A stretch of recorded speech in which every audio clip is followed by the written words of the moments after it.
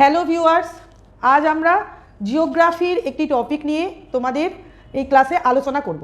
তো এই ভিডিও পর তোমাদের জন্য একটি সিরিজ আকারে আমরা নিয়ে আসবো যাতে তোমাদের প্রিপারেশানে হেল্প হয়। তো প্রথমে আমরা কি আসি কি আজকের প্রথম ক্লাসে আমরা কি জিওগ্রাফি। তো জিওগ্রাফি কথাটা কোথা থেকে এসছে? তো জিওগ্রাফি এই যে জিও আর গ্রাফি এই দুটি গ্রিক ওয়ার্ড থেকে এসছে কি, এই দুটি গ্রিক ওয়ার্ড যুক্ত হয়ে এই জিওগ্রাফি কথাটি এসছে। তো যাই হোক, তো এই জিওগ্রাফিতে যে জিও শব্দটি গ্রিক ওয়ার্ড জিও, যার অর্থ হচ্ছে কি বাংলাতে এটাকে বলা হয় কি পৃথিবী, আর গ্রাফি মানে কি হচ্ছে স্টাডি। তো পৃথিবী সম্পর্কে যে শাস্ত্রে কি করা হয়, পৃথিবীর বিভিন্ন বিষয় যেমন কি পাহাড় পর্বত বলো, মালভূমি ইত্যাদি যেগুলো হচ্ছে ভূমিরূপ, এছাড়া কি বায়ুমণ্ডল, মানে প্রাকৃতিক যে সমস্ত বিষয় সেগুলি নিয়ে, এবং যে পৃথিবীতে বসবাসকারী প্রাণী উদ্ভিদ এবং মানুষ তাদের জীবনযাত্রা ইত্যাদি বিষয়, সমগ্র বিষয় নিয়ে যে শাস্ত্রে আলোচনা করা হয় তাকেই বলা হয় কি জিওগ্রাফি। দেখো, আজ থেকে বহু বছর আগে এই জিওগ্রাফি এর মাধ্যমে কি হতো কি একটা ছোট বিষয়বস্তু এরকম ধারণা করা হতো যে জিওগ্রাফি মানে এর মধ্যে ছোট বিষয়বস্তু, সামান্য বিষয়বস্তু আলোচনা করা হবে। কিন্তু যত দিন গেছে এর মধ্যে এত বিষয় ঢুকেছে যে জিওগ্রাফির আসলে যে কোথায় শুরু কোথায় শেষ সেটাই বোঝা যায় না। তো এই জিওগ্রাফির প্রথমেই কি বললাম কি জিও, যার অর্থ হচ্ছে কি বাংলাতে আমরা বলবো কি পৃথিবী। তো আমাদের আলোচনার বিষয়বস্তু কি পৃথিবী। তো প্রথমেই আসি কি এই যে পৃথিবী দেখতে পাচ্ছ তোমরা, এই পৃথিবীর আকার কেমন, পৃথিবীর আকৃতি গোল নাকি লম্বা না ডিমের মতো ইত্যাদি নানা সময় নানা রকম ধারণা এসছে।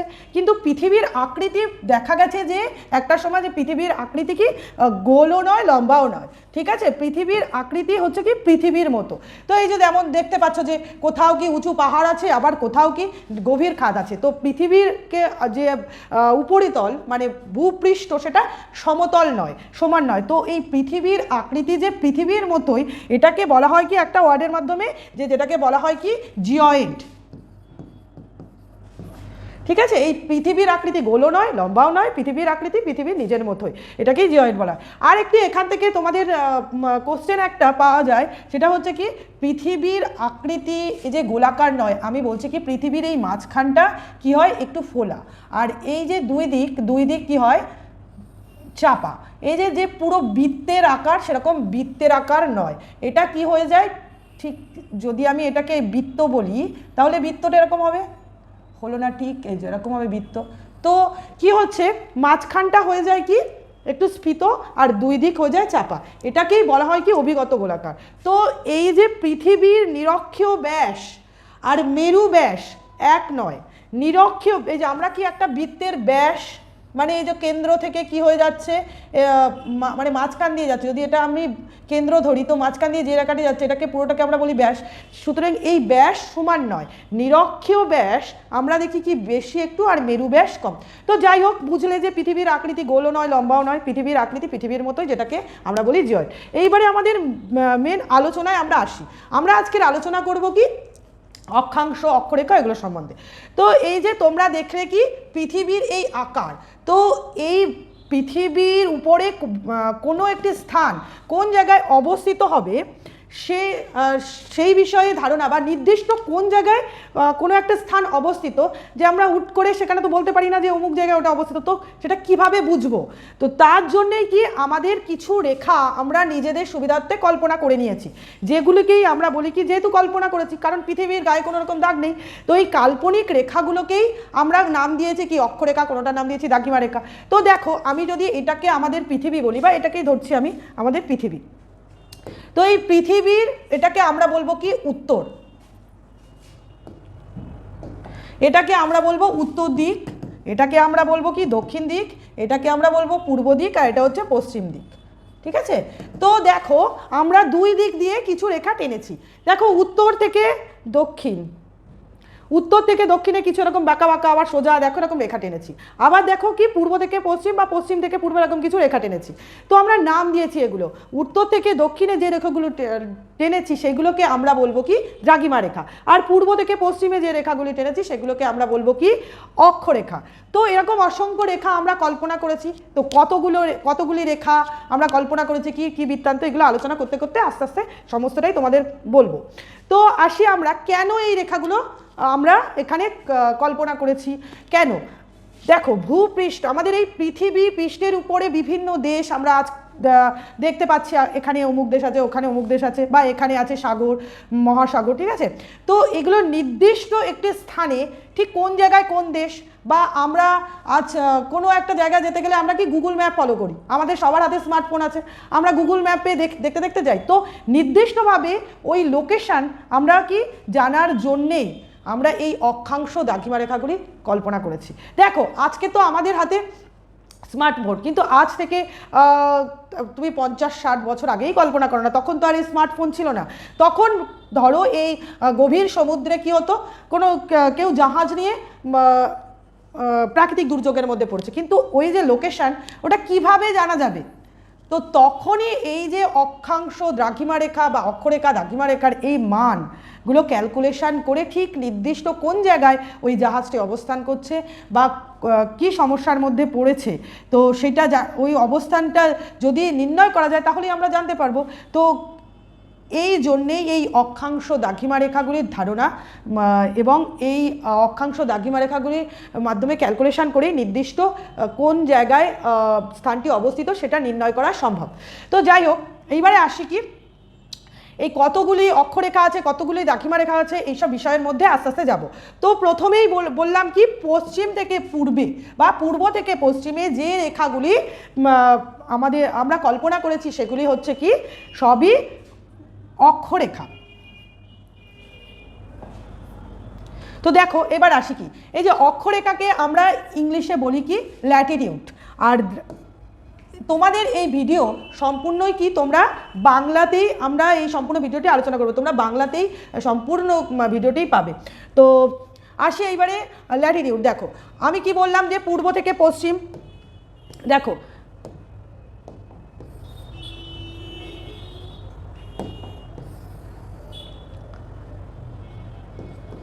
এটা পূর্ব দিক, এটা পশ্চিম দিক।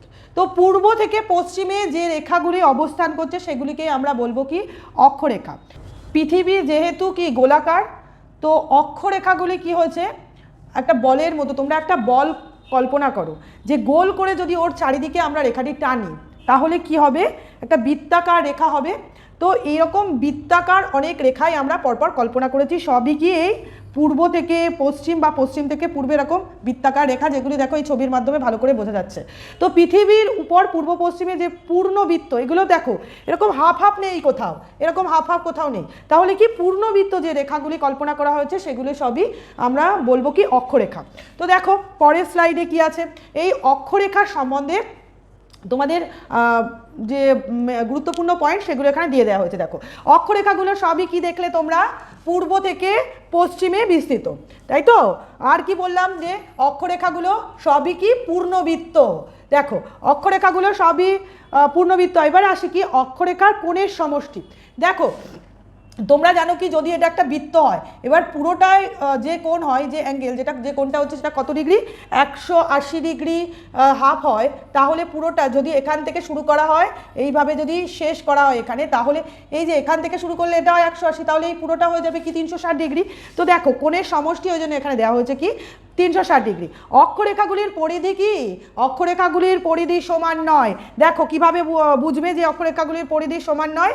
দেখো আমরা এটা একটা গোল দেখছো বলের মতো আকৃতি, আমরা সমগ্র যে অক্ষরেখাগুলো কল্পনা করব সব পৃথিবীর আকৃতি গোল ভেবেই কল্পনা করব, ঠিক আছে। দেখো এই যে এগুলো কি পূর্ণবৃত্ত, তোমরা বুঝলে।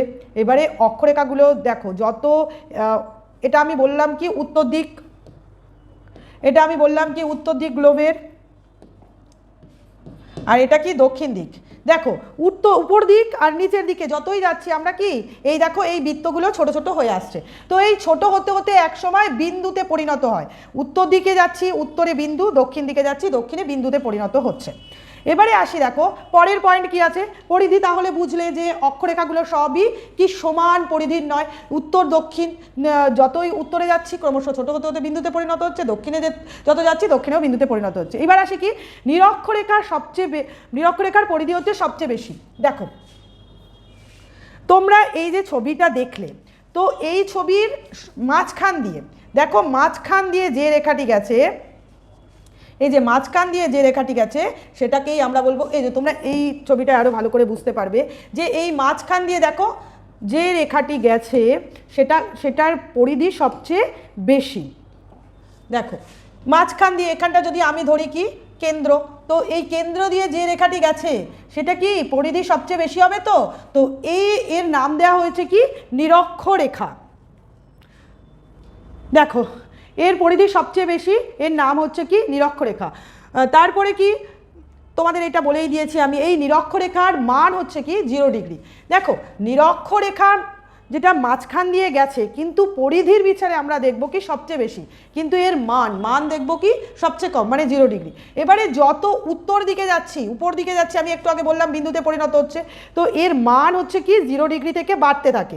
ঠিক আছে, দেখো 0 ডিগ্রি থেকে ক্রমশ বেড়েছে, এইভাবে বাড়তে বাড়তে যখন এই বিন্দুতে উত্তরে উত্তর মেরুবিন্দু আর দক্ষিণে দক্ষিণ মেরুবিন্দুতে যখন আসছে তখন সেটা হয়ে যায় কি এর মান 90 ডিগ্রি হয়। তাহলে আমরা যদি এটা 1 ডিগ্রি অন্তর অন্তর অক্ষরেখাগুলি কল্পনা করি তাহলে কি হয়ে যাচ্ছে, উত্তরে হয়ে যাচ্ছে কি 90টি। দেখো আমি এখানে তোমাদের একে বোঝাচ্ছি যে মোট তাহলে কতগুলি অক্ষরেখা হতে পারে।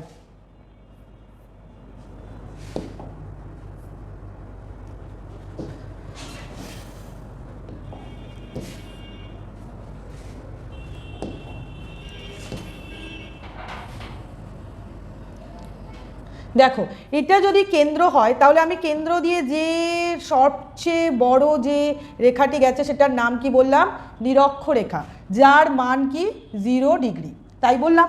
তো এই যে একদম মাঝখানে হয়নি, একটু সরে গেছে, তোমরা একটু বুঝে নিও। ঠিক আছে, যত উত্তরে যাচ্ছি, এটা নর্থ, এটা হচ্ছে সাউথ, তো উত্তরে যাচ্ছি উত্তর বিন্দুতে পরিণত হচ্ছে আর দক্ষিণে যাচ্ছি দক্ষিণ বিন্দুতে পরিণত হচ্ছে।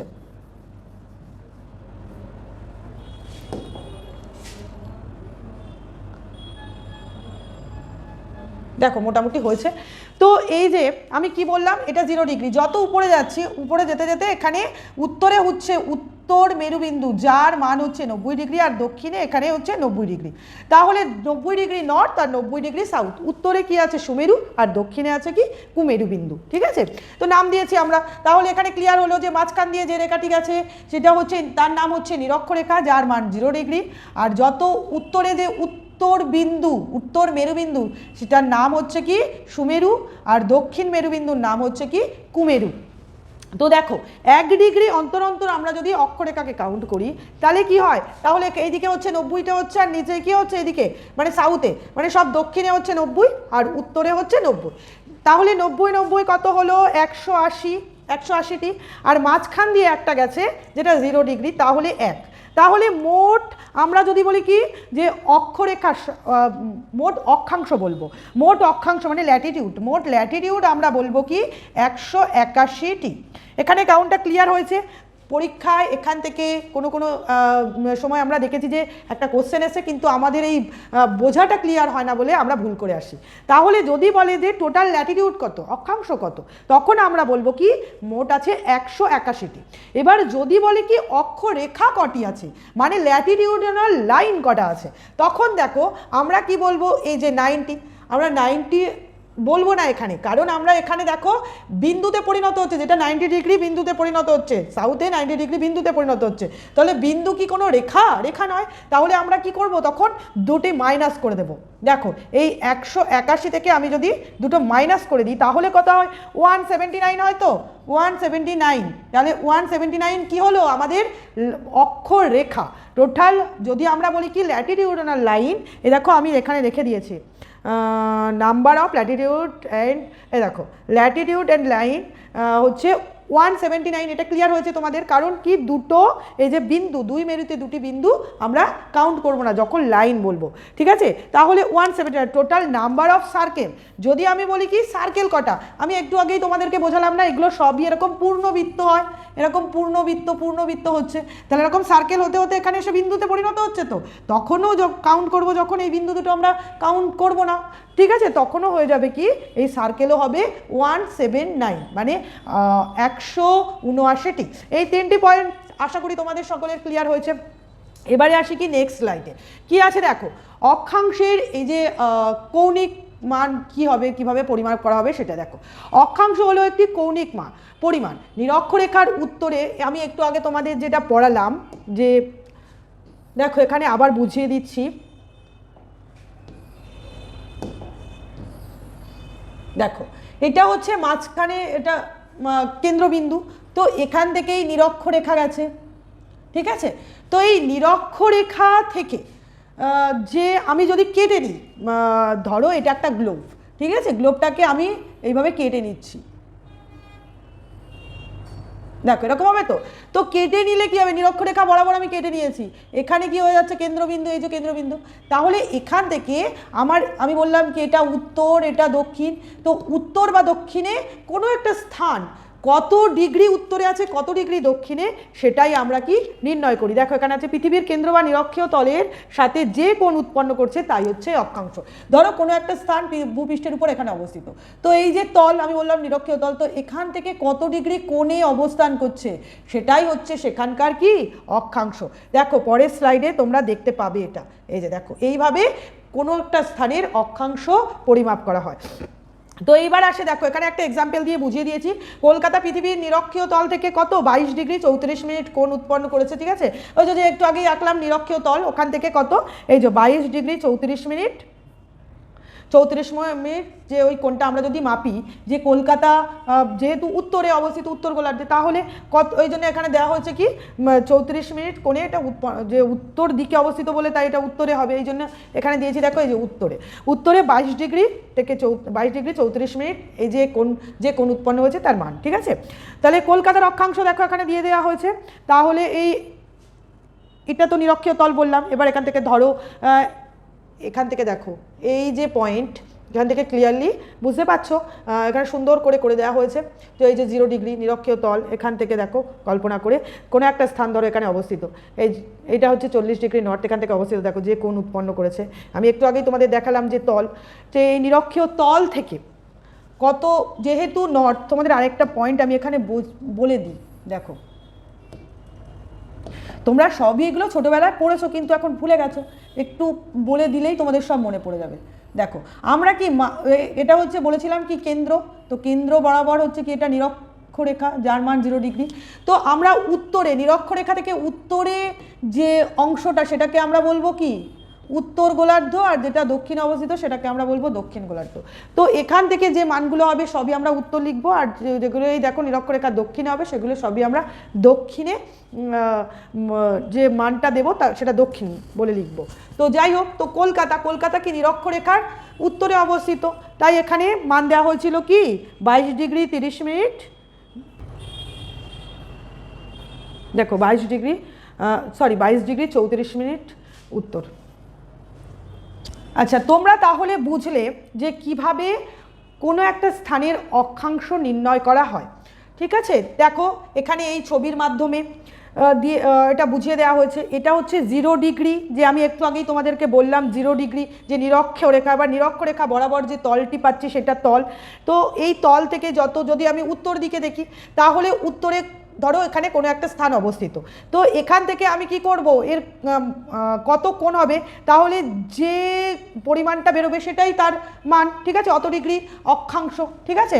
তো এইভাবেই পরিমাপ করা হয়। তো এই পর্যন্ত তোমাদের ক্লিয়ার হলো, যে একটু আগেই উদাহরণ দিয়ে যেটা এখানে বলা হয়েছে কি কলকাতার অবস্থান 22 ডিগ্রি 34 মিনিট উত্তর, এটা ক্লিয়ার হয়েছে আশা করছি। এবারে আসি পরের স্লাইডে, দেখো প্রধান প্রধান যে আমাদের অক্ষরেখাগুলি আছে, তোমরা এতক্ষণ পড়লে যে অক্ষরেখাগুলি সম্বন্ধে, যে এটা পূর্ব পশ্চিমে বিস্তৃত না উত্তর দক্ষিণে বিস্তৃত, কি বৃত্তান্ত, সেগুলো সম্বন্ধে একটু জানলে। তো গুরুত্বপূর্ণ কয়েকটি অক্ষরেখা আমাদের জানলেই হয়ে যাবে। এই যে আমি তোমাদেরকে বললাম 179 অক্ষরেখা, আর অক্ষাংশ কি 181। তো এইগুলি তোমাদেরকে সব নাম তো মনে রাখতে হয় না, আমাদের কয়েকটি গুরুত্বপূর্ণ অক্ষরেখার নাম আর তাদের মান একটু আমাদের মনে রাখতে হবে, কারণ অনেক এক্সামে দেখা গেছে যে এখান থেকে কোশ্চেন এসছে। তো আসি, প্রথমেই আমি তোমাদেরকে এতক্ষণ নিরক্ষরেখা বলছিলাম, তো ওই সম্বন্ধে একটা ধারণা তোমাদের এসে গেছে। ওর মান কত দেখো, এখানে দেওয়া হয়েছে 0 ডিগ্রি নিরক্ষরেখা বরাবর, দিন রাত্রির দৈর্ঘ্য সমান বলে। আচ্ছা, তোমাদের এই পয়েন্টটা আমি একবারও বলিনি, তো এটা একটু বলে দেবো, ঠিক আছে? তাহলে কি নিরক্ষরেখা বরাবর দিন ও রাত্রির দৈর্ঘ্য সমান বলে এটি বিষুবরেখা নামেও পরিচিত। তাহলে নিরক্ষরেখার আরেক নাম বিষুবরেখা, কেন তোমাদের ক্লিয়ার হলো। এইবারে আসি কি, আমরা নিরক্ষরেখা গেল, এইবারে আসি কি কর্কট ক্রান্তি রেখা ও মকর ক্রান্তি রেখা। এই ছবিটার মাধ্যমে বোঝো, দেখো এই যে 0 ডিগ্রি, তোমাদের এটা ক্লিয়ার হয়ে গেছে। এবারে আসি কি কর্কট ক্রান্তি রেখা আর মকর ক্রান্তি রেখা, দেখো এটা তোমাদেরকে আমি বলে দিয়েছি। এবারে দেখো উত্তরে আমরা দেখবো কি 23.5 ডিগ্রি, এরকম যেতে যেতে 90 ডিগ্রি পর্যন্ত তোমাদের বললাম, দক্ষিণেও 90 ডিগ্রি পর্যন্ত। তো এখানে 23.5 ডিগ্রি সাউথ আর 23.5 ডিগ্রি নর্থ, এই দুটো অক্ষরেখা তোমাদের মনে রাখতে হবে। তো এই 23.5 ডিগ্রি উত্তর অক্ষরেখার একটা নাম আছে, যেটাকে আমরা বলবো ট্রপিক অফ ক্যান্সার, ইংলিশে, বাংলাতেই সেটাকে বলবো কি কর্কট ক্রান্তি রেখা। আর দক্ষিণে সেম 23.5 ডিগ্রি দক্ষিণ, তো 23.5 ডিগ্রি দক্ষিণ অক্ষরেখাকে আমরা একটা নাম দিয়েছি, সেটাকে আমরা ইংলিশে বলছি কি ট্রপিক অফ ক্যাপ্রিকন, যেটাকে আমরা বলবো কি মকর ক্রান্তি রেখা। আরও উত্তরে আরও দক্ষিণে আমরা দেখবো কি 63.5 ডিগ্রি। তাহলে এই রেখাটির উত্তরে এরও একটা নাম হয়েছে, সেটা হচ্ছে আর্কটিক সার্কেল, মানে উত্তর, যে দেখো তোমাদেরকে একটা দেখিয়ে দিই, এই যে সুমেরু বৃত্ত। আর দক্ষিণে এই যে 63.5 ডিগ্রি সাউথ, তারও একটা নাম আছে অ্যান্টার্কটিক সার্কেল। এই যে কুমেরু বৃত্ত, এখানে দেখো দেওয়া রয়েছে সুমেরু বৃত্ত, কুমেরু বৃত্ত। তাহলে তোমাদের এই কয়েকটি গুরুত্বপূর্ণ রেখা এখান থেকে মনে রাখলেই তোমাদের হয়ে যাচ্ছে। তো আর এর বেশি এখানে মনে রাখতে হবে না। তো এর সম্বন্ধে একটু বলি, কর্কট ক্রান্তি আর মকর ক্রান্তি রেখা, এখানে শুধু মানটা দেওয়া আছে দেখো, আর নাম দেওয়া আছে, বেশি কিছু পড়তে হবে না। সুমেরু, এই যে সুমেরু বৃত্ত আর কুমেরু বৃত্ত, তোমাদের ক্লিয়ার হলো। শুধু নামগুলো মনে রাখবে আর মান মনে রাখবে, রাখলেই এখানে তোমাদের কমপ্লিট হয়ে যাচ্ছে, আর কিছু এখান থেকে পড়তে হবে না।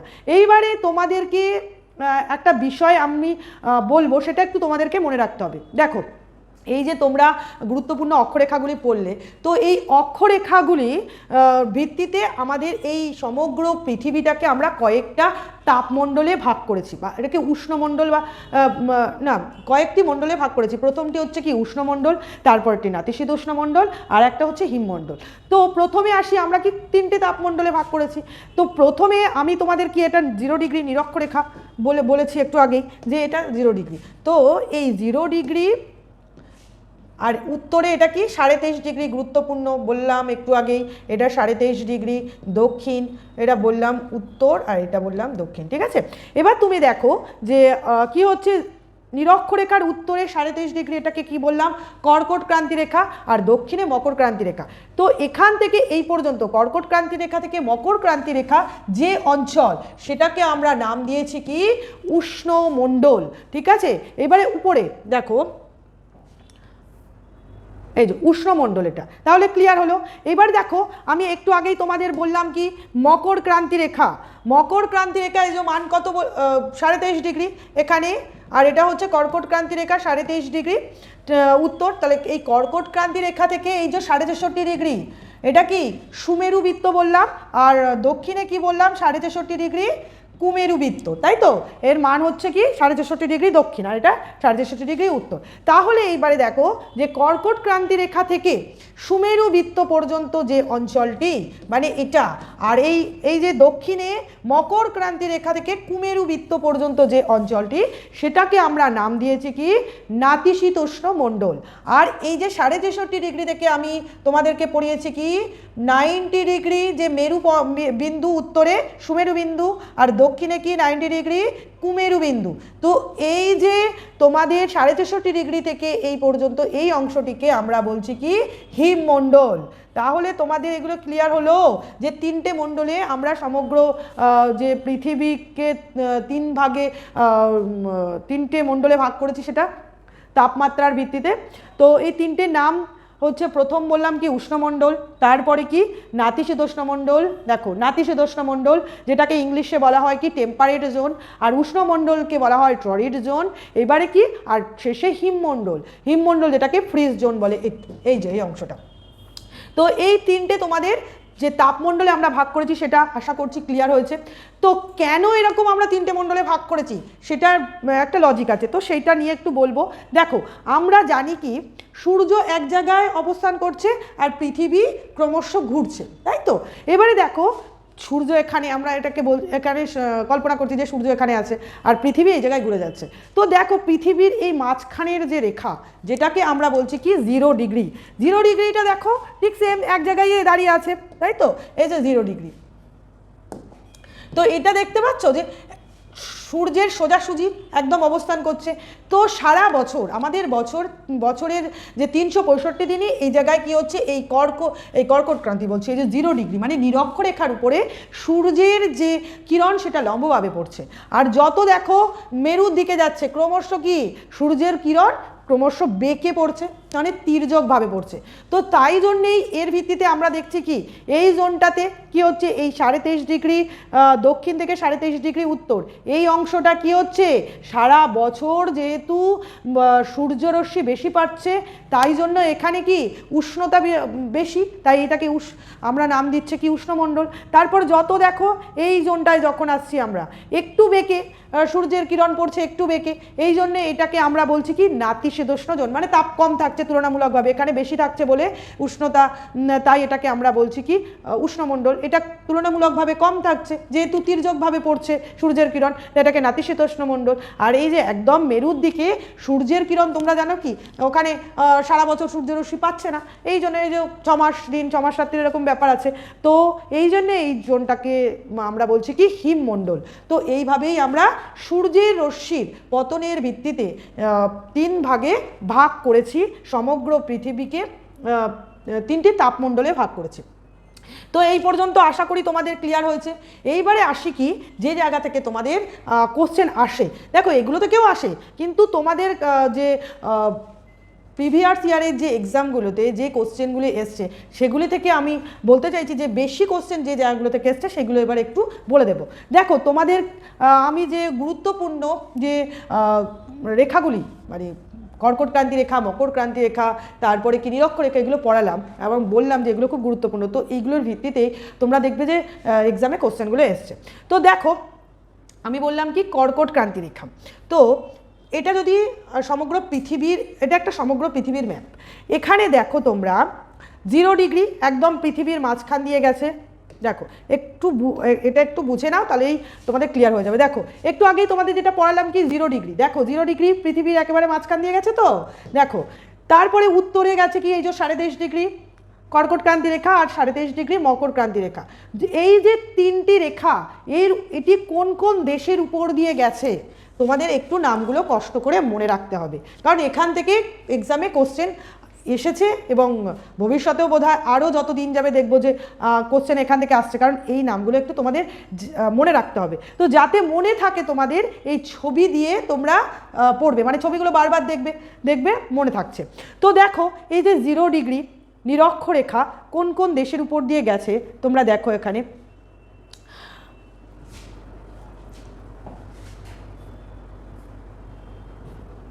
দেখো এখানে দিয়ে দিয়েছি নিরক্ষরেখা কোন কোন দেশের উপর দিয়ে গেছে, তোমরা একটু দেখে নিও। বেশি দেশের উপর দিয়ে যায়নি, যেমন দেখো এখানে কলম্বিয়া, তারপরে আমাদের ভারতবর্ষের উপর দিয়ে কিন্তু নিরক্ষরেখা যায়নি, এটা মাথায় রাখবে। দেখো এই কয়েকটি দেশের উপর দিয়ে গেছে, একটু তোমরা এই নামগুলো পড়বে, যেমন গ্যাবন, ব্রাজিল, এই কয়েকটি নাম, মোট 13টি দেশের উপর দিয়ে গেছে। তো এই 13টি দেশের নাম তোমরা একটু মনে রাখার চেষ্টা করবে।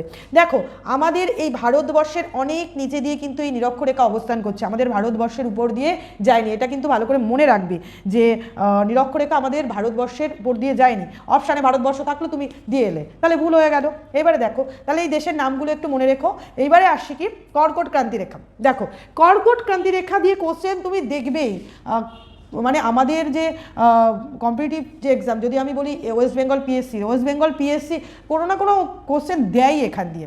তো যাই হোক, তুমি দেখো বা তুমি এসএসসিতেও দেখবে যে এই কর্কট ক্রান্তি রেখার ভিত্তিতে কিছু না কিছু কোশ্চেন এসছেই। তাহলে কর্কট ক্রান্তি রেখার মান আমি কত বলেছিলাম? 23.5 ডিগ্রি, মানে 23 ডিগ্রি, দেখ 23.5 ডিগ্রি এটা উত্তর। তো দেখো এই কর্কট ক্রান্তি রেখা ভারতবর্ষের একদম মাঝখান দিয়ে গেছে, দেখো। এছাড়া তুমি দেখছো কি ভারতবর্ষের পাশে আমাদের কোন দেশ আছে? বাংলাদেশ আছে, বাংলাদেশের উপর দিয়েও গেছে, দেখো চীন দিয়ে গেছে, এই যে নিচে এই মায়ানমার দিয়েও গেছে, কিন্তু তুমি দেখো পাকিস্তানের উপর দিয়ে কিন্তু কর্কট ক্রান্তি রেখা যায়নি।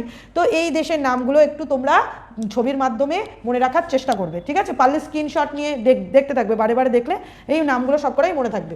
তো আসি আমি গুরুত্বপূর্ণ যে এখান দিয়ে যে ভারতবর্ষের মাঝখান দিয়ে যে কর্কট ক্রান্তি রেখাটি গেছে কোন কোন স্টেটের উপর দিয়ে গেছে, এটা মনে রাখা খুবই গুরুত্বপূর্ণ, ঠিক আছে? কারণ এখান দিয়ে কিন্তু কোনো না কোনো কোশ্চেন আসে। দেখো এই কর্কট ক্রান্তি রেখা 8টি আমাদের যে ভারতবর্ষের রাজ্য আছে 8টি রাজ্যের উপর দিয়ে গেছে। দেখো 1 2 3 4 5 6 7 আর এটা 8, ঠিক আছে? প্রথমে যদি আমি এই দিক দিয়ে ধরি, একেবারে পশ্চিমে ধরি, তাহলে আমরা এখানটায় দেখব কি এটা মিজোরাম, তারপরে আসছে কি ত্রিপুরা, তারপরে আসি কি এটা বাংলাদেশ আমাদের ভারতবর্ষের মধ্যে পড়ছে না, তো স্টেট কি ওয়েস্ট বেঙ্গল আমাদের পশ্চিমবঙ্গ, তারপরে আসছে কি ঝাড়খণ্ড, তারপরে আসছে কি বলো এটা ছত্তিশগড়, তারপর মধ্যপ্রদেশ, রাজস্থান আর গুজরাট। এই কটি 1 2 3 4 5 6 7 8, তাহলে মোট 8টি রাজ্যের উপর দিয়ে কর্কট ক্রান্তি রেখা প্রবাহিত হয়েছে। তো এই 8টি রাজ্যের নাম তোমরা একটু মনে রেখো ভালো করে। এই ছিল আজকের আমাদের ভিডিওটি। আশা করি তোমাদের এই ভিডিওটি ভালো লাগবে, এবং তোমাদের যে যদি আরও কোশ্চেন থাকে বা তোমরা যদি চাও যে এই সিরিজটা আমরা কন্টিনিউ করি, আর কি কি টপিকের উপরে আগে ভিডিও এলে তোমাদের প্রিপারেশানে হেল্প হবে, সেগুলো তোমরা আমাদের কমেন্ট সেকশানে জানিও।